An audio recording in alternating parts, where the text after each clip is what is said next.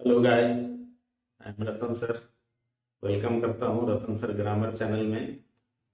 Grammar और translation के टेढ़े मेढ़े टॉपिक्स को बेहद ही आसान भाषा में वीडियो बनाकर आपको बताता रहता हूँ। आजकल मैं ट्रांसलेशन की चर्चा कर रहा हूँ। ट्रांसलेशन हम नॉन इंग्लिश स्पीकिंग कंट्री के लोगों के लिए बड़ा ही इम्पोर्टेंट होता है, इसलिए ट्रांसलेशन का ज्ञान हर एक इंग्लिश पढ़ने वाले व्यक्ति के लिए जरूरी होता है। तरीके और भी हैं अंग्रेजी सीखने के, बट हम हिंदी भाषी लोगों के लिए हिंदी के माध्यम से अंग्रेजी सीखना आसान लगता है। That's why we want to learn English translation well. तो इसी कड़ी में आज का जो टॉपिक है वो बिल्कुल ही काम का टॉपिक है और बहुत ही आसान बट यूजफुल है। तो आज का टॉपिक बहुत ही, हो सकता है ये वीडियो थोड़ा लंबा हो जाए, नो मैटर, काम की बातें लंबी होती ही हैं। तो शुरू करते हैं आज का वीडियो, जिसका टॉपिक है कारण और परिणाम बताने वाले वक्त। कारण और परिणाम बताने वाले, कारण मतलब काउज या रीजन, और परिणाम मतलब रिजल्ट बताने वाले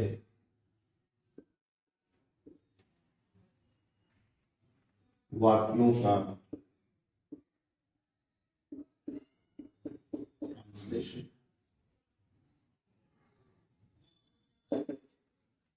इस तरह के कारण और परिणाम बताने वाले वाक्यों की बनावट अलग अलग होती है। पहले तरह की वाक्य की बनावट देख लें। बनावट होगी, सबसे पहले कारण रहेगा दिया हुआ, के बाद संज्ञा रहेगी, संज्ञा के बाद का या अलग अलग जगह की या के, उसके बाद कारण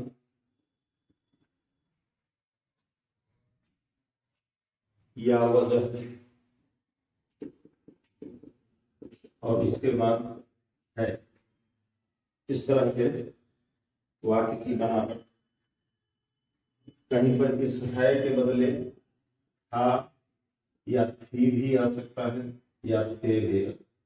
यहाँ है के बदले है भी आ सकता है। तो इस तरह के वाक्य अगर आपके सामने आ जाए तो उनको ट्रांसलेट करने का सूत्र होता है, सबसे पहले काउ की अंग्रेजी, उसके बाद इज या वाज, जो भी होगा,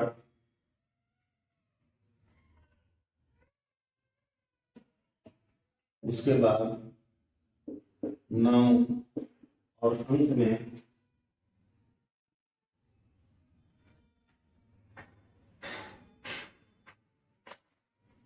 फिर एक नाउन। यहाँ पे ये नाउन द काउज ऑफ के रूप में, काउज ऑफ, और तब नाउन। एग्जाम्पल देख लें, समझ में आ जाएगा। संपत्ति, झगड़े का कारण है। यहाँ कारण दिया गया है काउज, तो उसकी अंग्रेजी होंगे प्रॉपर्टी या वेल्थ, फिर इज, फिर द काउज ऑफ, फिर झगड़ा, ये भी नाउन है। इस तरह से बहुत ही आसान तरीके से ट्रांसलेशन बनाया जा सकता है। इसी ट्रांसलेशन को दूसरी तरीके से भी बनाया जा सकता है ऐसे, the cause of the quarrel is property या वेल्थ। दोनों तरीकों से इसका ट्रांसलेट किया जा सकता है। अस्वस्थता उसकी गैर हाजिरी की वजह थी। इसका अस्वस्थता पहले देना पड़ेगा, तो सिकनेस या illness was the cause of his या हर एक्शंस। दूसरा तरीका, द काउज ऑफ हिज अथवा हर एक्शंस वाज सिकनेस इलनेस। इतना आसान है, ये जानने की जरूरत है, इसलिए एक एक बात को समझने की कोशिश करें। अगले कारण और परिणाम बताने वाले वाक्य की जो बनावट होगी वो अलग टाइप की होगी, उसको देखें। अगला जो वाक्य होगा इस तरह का भी आ सकता है, निगेटिव आने पर पहले आएगा कारण, जो यहाँ कारण था दिया हुआ वो किसी संज्ञा के रूप में, वहां भी ऊपर भी वही बात है। उसके बाद वही काटे की, का, की, के, और चूंकि निगेटिव है तो कोई, और उसके बाद कारण या वजह,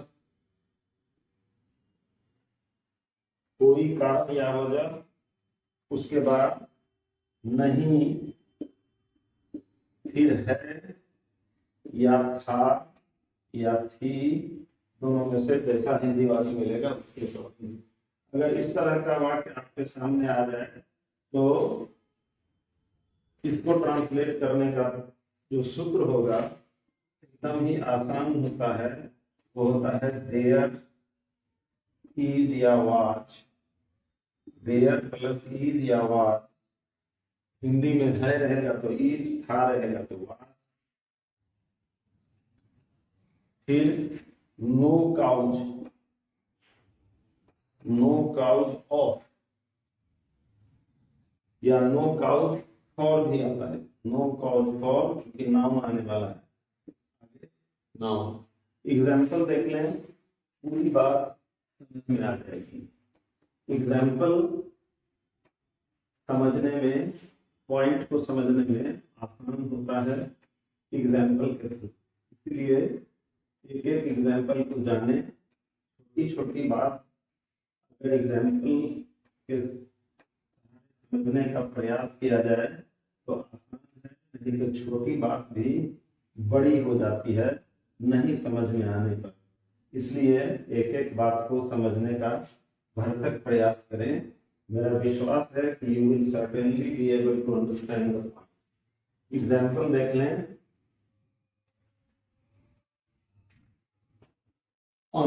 उसके, उसकी, सभी अनुपस्थिति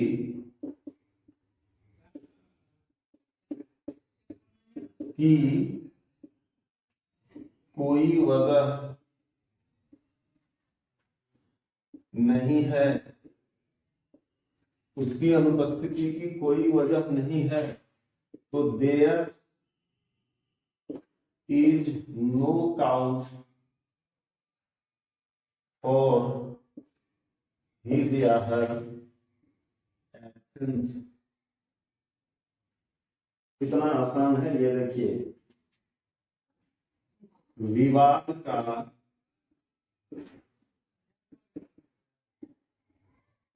कोई कारण नहीं था, वही बात देयर वाज नो काउज और डिस्प्यूट या क्वेरल, विवाद झगड़े को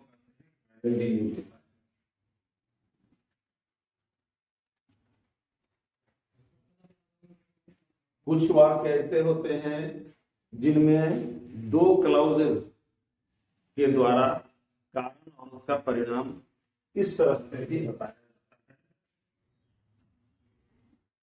कर्ता, उसके बाद इतना, इतना के बदले इतना, इतनी, इतने, कुछ भी रह सकता है। इसके बाद विशेषण या क्रिया विशेषण,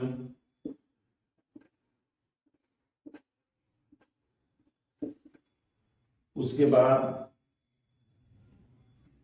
की, और आगे एक उपवाक्य जो क्लाउज होता है। यहाँ पर ये वाला इतना तक का जो वाक्य होता है इसको इंग्लिश में प्रिंसिपल क्लाउज कहते हैं, और दूसरा जो है की वाला उपवाक्य ये एडवर्ब क्लाउज। इधर प्रिंसिपल क्लाउज, वो एडवर्ब क्लाउज। ऐसे वाक्य अगर आपके सामने आ जाते हैं तो ट्रांसलेशन बनाने का जो सूत्र होगा वो ऐसे करके होगा, एकदम आसान है, जान लें। प्रिंसिपल क्लाउज जो ये वाला क्लाउज होगा उसमें सो के साथ एडजेक्टिव या एडवर्ब, एडजेक्टिव या एडवर्ब, उसके बाद दैट, और दैट के बाद जो ये एडवर्ब क्लाउज होगा क्लाउज। एग्जाम्पल देख लेंगे, फटाफट समझ में आ जाएगा। वह इतनी तेज है कि दौड़ जीत सकती है। एक तरफ कारण, दूसरे तरफ उसका परिणाम। वह तेज, वह दौड़ जीत सकती है, उसका कारण क्या है? वह तेज है, बहुत तेज है। इसका ट्रांसलेशन बनेगा He is so fast that he can win the race. इसी ट्रांसलेशन को थोड़ा सा बदल कर इसको शुरू में रख करके भी बनाया जा सकता है। तो she is so fast she is, बाकी वही बात, that she can win the race। दोनों तरीकों से बनता है। एक एग्जांपल और देख लें, समझ में आएगा। वह इतना खूबसूरत है कि सबको अपनी ओर आकृष्ट कर सकता है।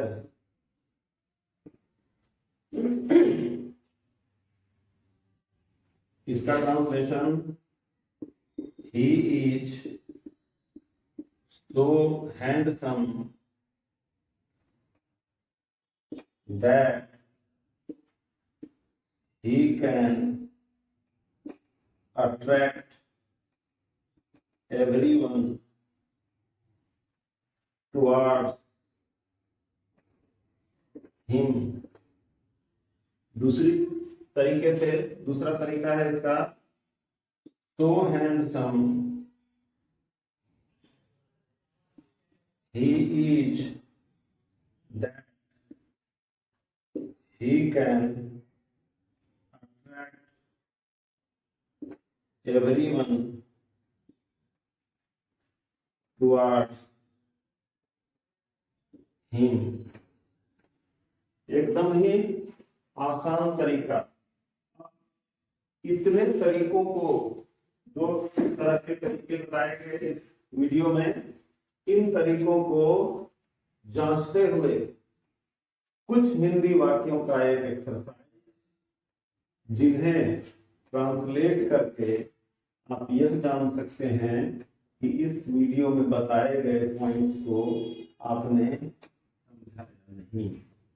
तो हर वीडियो के अंत में कुछ वाक्यों का 10 से 20 हिंदी वाक्यों का एक एक्सरसाइज दिया जाता है, so that you may translate them into English in order to check yourself whether you have understood the points discussed in the video or not. So translate into English. Number 1, जल्दबाजी की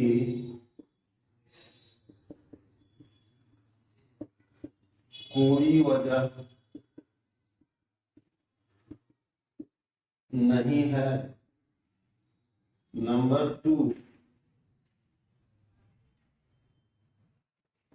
लापरवाही उसकी असफलता का कारण थी। नंबर 3, धन चिंता का कारण है। 4,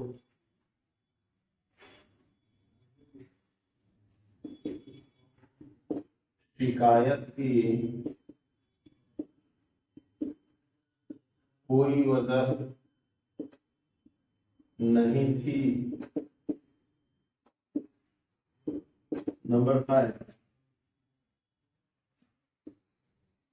विलंब का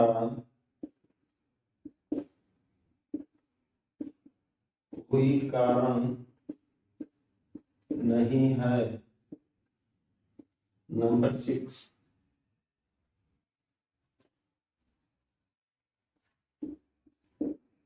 पुरानी शत्रुता उसकी हत्या का कारण था। नंबर 7, वह इतना बुद्धिमान है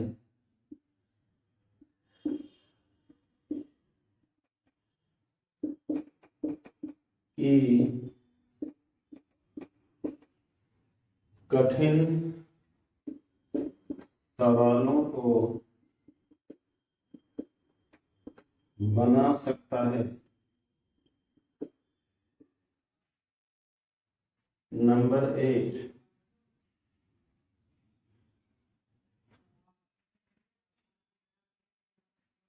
वे लोग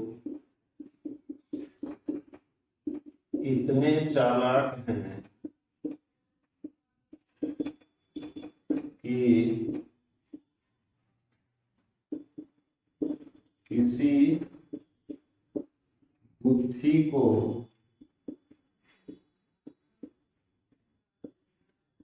सुलझा सकते हैं।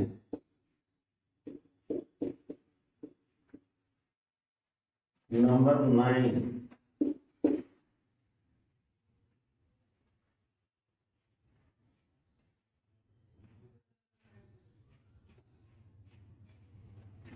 सुरेश इतना दयालु है कि किसी की भी मदद कर सकता है। Number 10 and last,